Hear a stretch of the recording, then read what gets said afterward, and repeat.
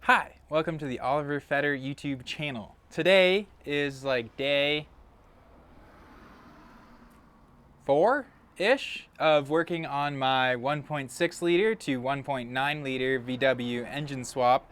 I'm putting a TDI motor inside this tin can here, my Mark 1 Volkswagen, and as I kind of continue on here, we're getting down, at least this week, to kind of the last couple things I can do before I'm totally screwed on parts.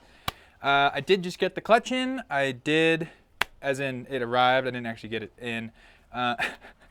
But kind of the things that are remaining is we have some like manifold work to do. I have some turbo work to do and checking there. I have some cooling work to do and checking there. And I have the steering rack, which needs to come out. So kind of first and foremost, because it just showed up today, is this oil cooler. And for starters, we're not going to do anything crazy with it. I just want to work on getting these fittings, which did not come with it, came separately, installed, and then take a look at when and why I might be using this. So the last motor, my 1.6, officially died like last week, well, really like a couple weeks ago. Anyways, I took it to the racetrack, I ran it really hard, I had conventional oil in it, and mode of failure is rod knock. So, and my oil pressure during that track day was getting really low. It was like 40 PSI maybe, while like at wide open, high RPM throttle, and like 15 PSI while idling. So the oil, conventional or not, got too hot. It got way too hot and got too thin, and it ruined my bearings. So going forward, my focus for this car moving ahead is racing. I do just want to take it to the track, and I'm not a race car driver yet, but if I get enough lap days in, then I can actually start competing in time attack events and things like that once me and the car are both situated. So first and foremost priority is to not destroy my brand new TDI motor that I've spent basically the better part of a year putting together.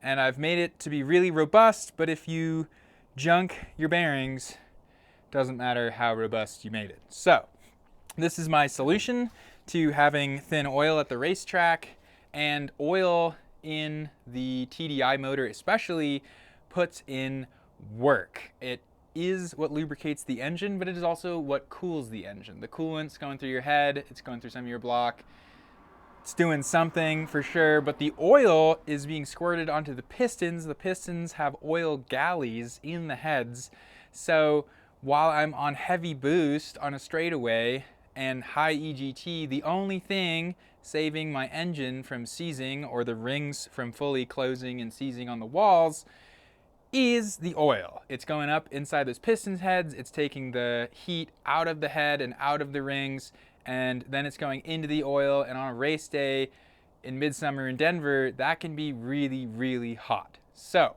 as you're probably aware, my current car with the 1.6 setup had an oil cooler. It had a thermostated oil cooler. I had, basically it got filtered and then it got run out to a thermostat that opened around, I want to say like 89C, and then it got passed through the oil cooler and then back in. Now, the critical failure is both places I've had the oil filter are flops. My first place was in front of one of the major vent holes for the radiator, and so my car would overheat. That was no good. And then my second position was that I lowered it like 6 inches to being like just in front of that like front splitter. And as far as I know, that's probably like a total dead zone for airflow. So I don't think the oil cooler I had was really getting a chance to do its job. And that said, it isn't like the biggest oil cooler either, for that matter. And so now, after seeing firsthand how thin oil can ruin your motor, oil cooling is at like my first priority on this next build, so I don't junk my expensive engine. So I guess quickly, reasons why I think this is the answer. This I can actually put inside my engine bay, because packaging with this small car has always been kind of the rub, and this has its own fan, which solves my airflow problem. So I think oil's happy between like 195 and like 220. So if I have this just anywhere in my engine bay that I can fit it, and I have this fan right ripping the whole time I'm driving, and then I have the thermostat, I also got a thermostat for the new engine, then I can just leave this fan on cranking with this much bigger oil cooler, and whenever that oil gets over that thermostat's opening temperature, this thing will start putting in work on it. And I'm super excited to have that because this is going to be huge, huge peace of mind for my engine not exploding or overheating or melting or getting damaged from high EGTs. This is my #1 defense right here. This has NPT fittings in one end. These are NPT to 10AN fittings, and we're gonna get these installed and spitball some placements for this thing in my engine bay. Further, just kind of sussing out these parts. Whenever I get a fan or something like that, I really like to like plug it in, make sure it works, but also like kind of get a feel for what it puts out. And like, this thing is substantial for sure.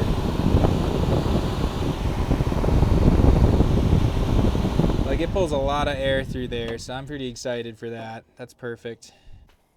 So if we go row for row, realistically, these two, I mean, this is a 1, 2, 3, 4, 5, 6, 7, 8, 9, 10, 11, 12, 13, 14.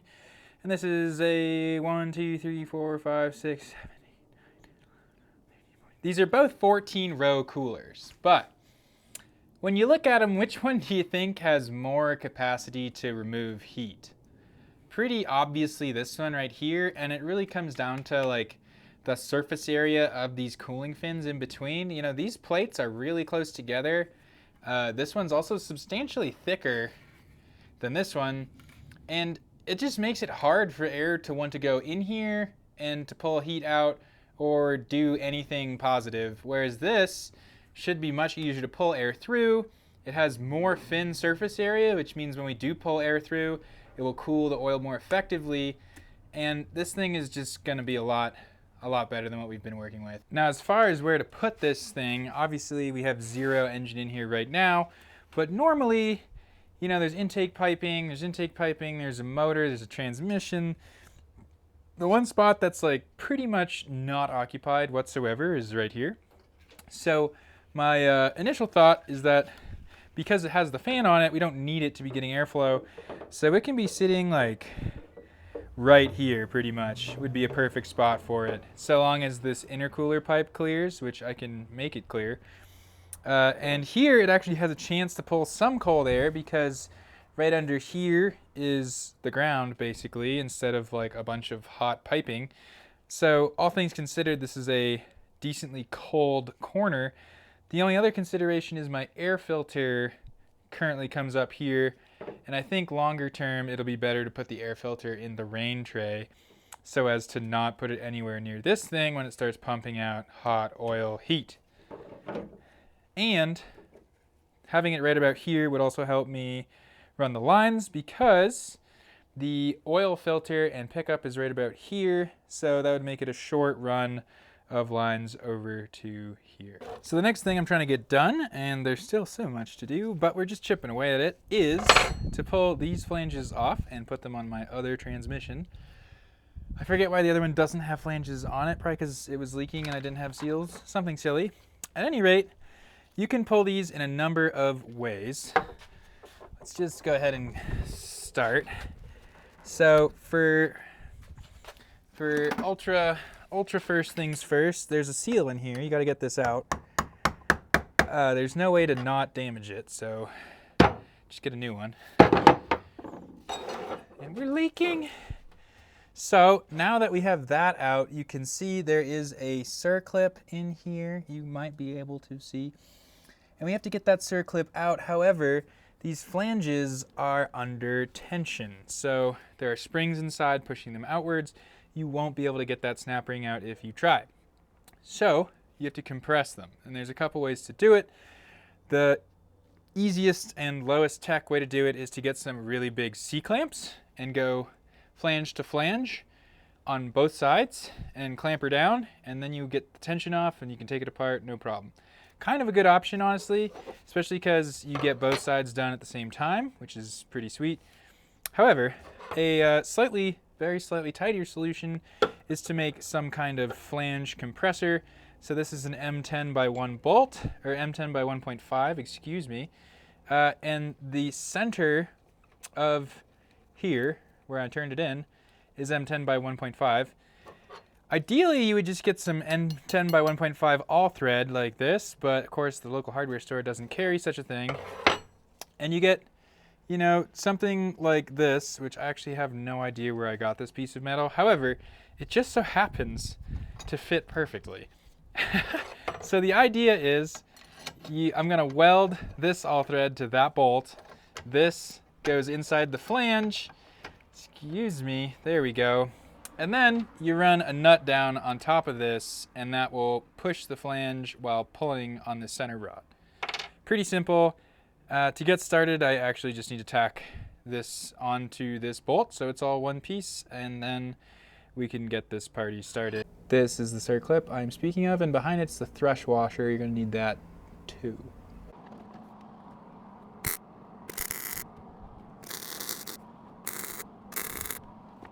Okay, there we go. Haven't burned my fingers yet, which is awesome.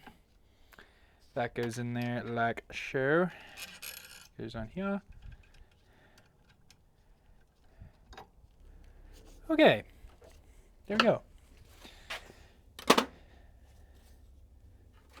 Now previously, I've actually done this the old-fashioned way with, oh, you do need a counterhold, how about that?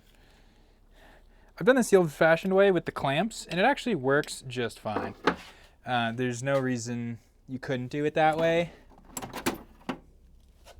I've just been thinking it's high time I have a better way of doing it than clamps, because this is not going to be the last time I do this.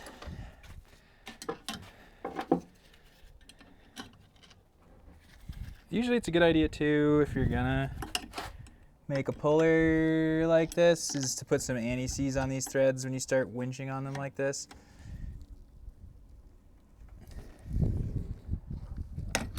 But in any case, what we already just did should be plenty.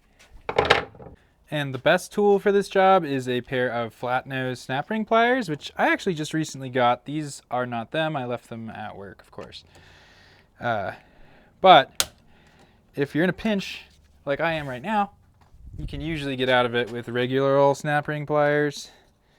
And then to actually get the snap ring out, you can kind of throw a pick behind it.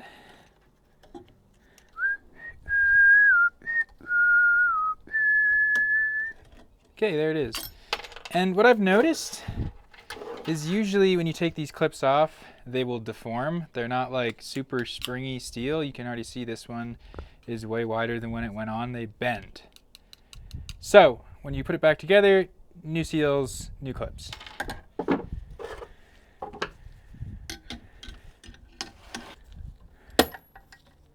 There you go. So spring tension is briefly wasn't on and is now fully on because we just popped this ring out. Okay, and now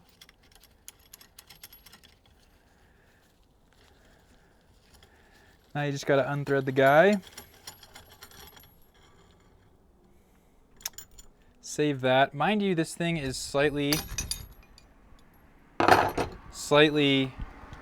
concave, if you will. It's dished, and the center part of it, the high part of it, is supposed to go outwards. Just keep that, retain that for your records, your mental records. And there you go. That's the spring you're fighting, and that's now fully disassembled.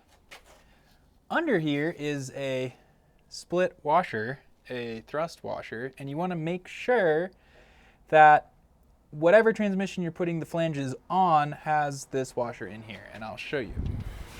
See that gold washer? It has the split in it from the factory. Now, if your washer is broken in more pieces than one, which does happen, that's okay. You can actually just put it back in there, and there's nowhere for it to go once everything's seated, it gets fully stuck in here.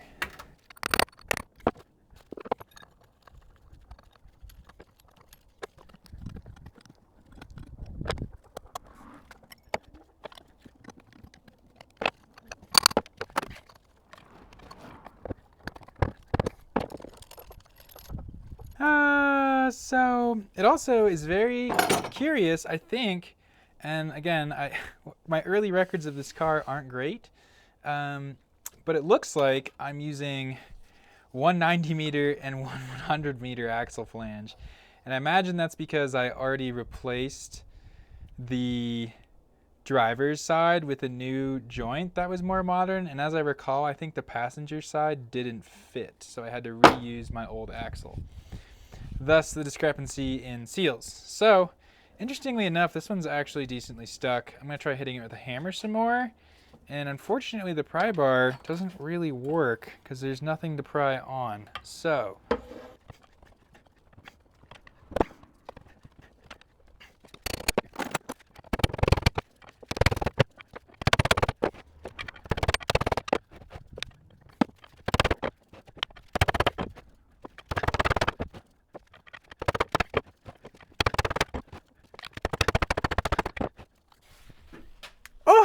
all right, that was way harder than it needed to be.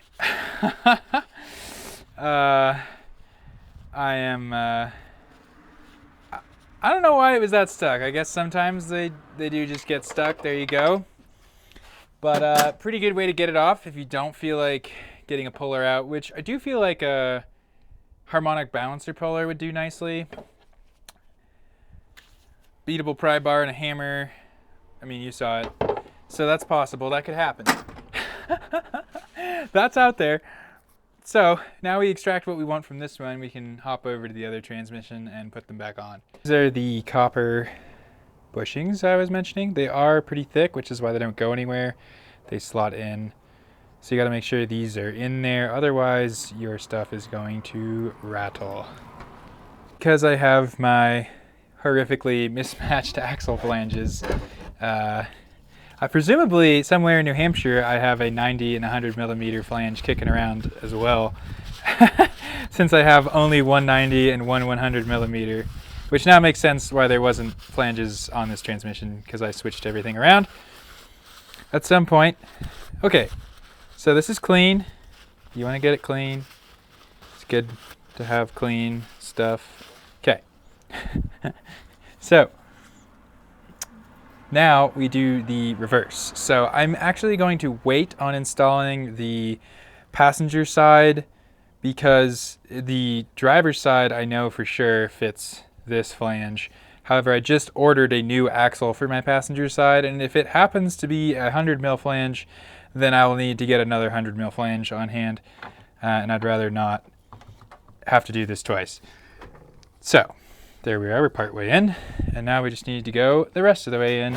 So now we do the reverse of what we started with, which means we need this buddy right here, and I just reinforced it a bit, which now makes it more cumbersome, but it's a small price to pay.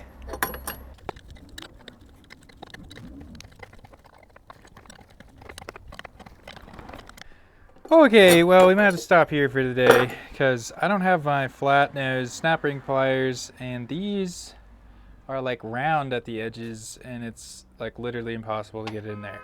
So we'll circle back